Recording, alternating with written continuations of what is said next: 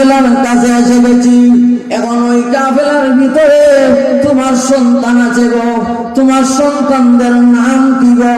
মহিলা জবাব দেয় কোরআনের আয়াত দিয়া, তিনটা আয়াত তেলাওয়াত করে তিনজন সন্তানের নাম বলে দিয়েছে।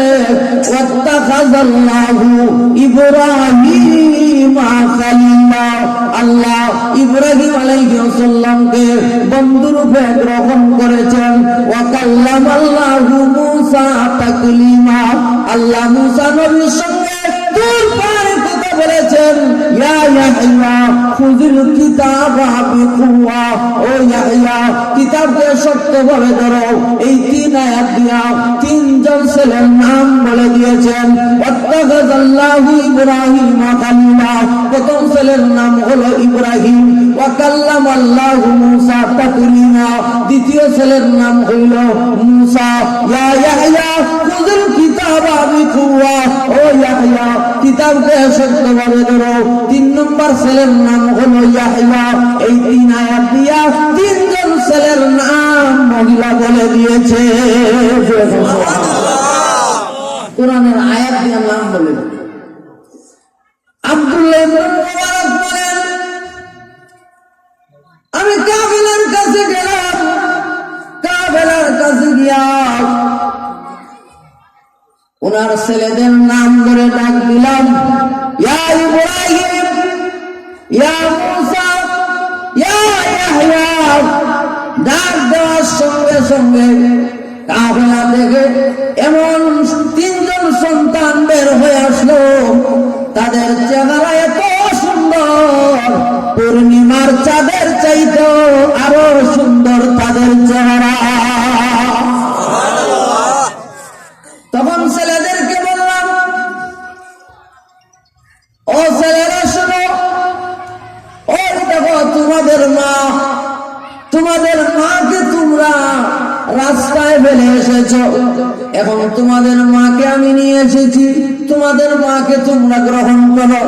ছেলেরা মার কাছে গেছে, মার কাছে গিয়া মাকে পেয়ে অনেক আনন্দিত হয়েছে, মাও আনন্দিত ছেলেদেরকে পাইয়া, এখন টেনশন মুক্ত হয়ে গেছে। তখন ওই মহিলা ছেলেদের থেকে একজনকে লক্ষ্য করে বলল, কোরআন শরীফের আয়াত দিয়া,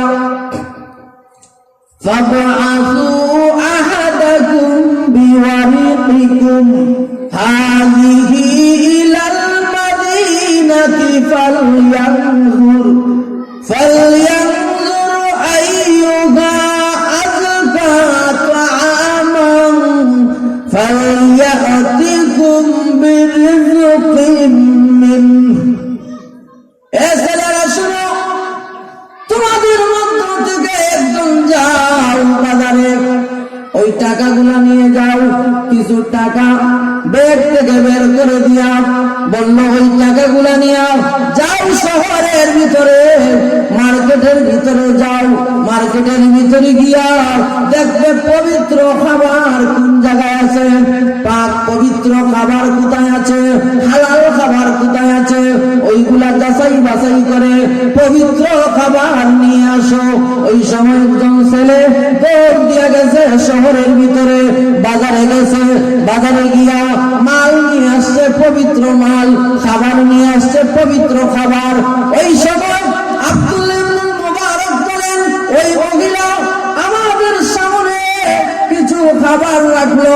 মাগরিবের আযানের সময় হয়ে গেছে, মহিলা রোজাদার ছিল, তখন ওই মহিলা ওই পবিত্র খাবার দিয়ে ইফতার করেছে। ইফতার করার পরে আমাদের সামনেও কিছু খাবার রাখছে, কিছু খাবার রাখিয়া কোরআনের আয়াত তেলাওয়াত করে বলুন সুবহানাল্লাহ। খাবার রাখছে আমরা সামনে, খাবার রাখিয়া কোরআনের আয়াত তেলাওয়াত করে। তো ওই মহিলা খাবার সামনে রাখছে, রাখিয়া কোরআনের আয়াত তেলাওয়াত করে।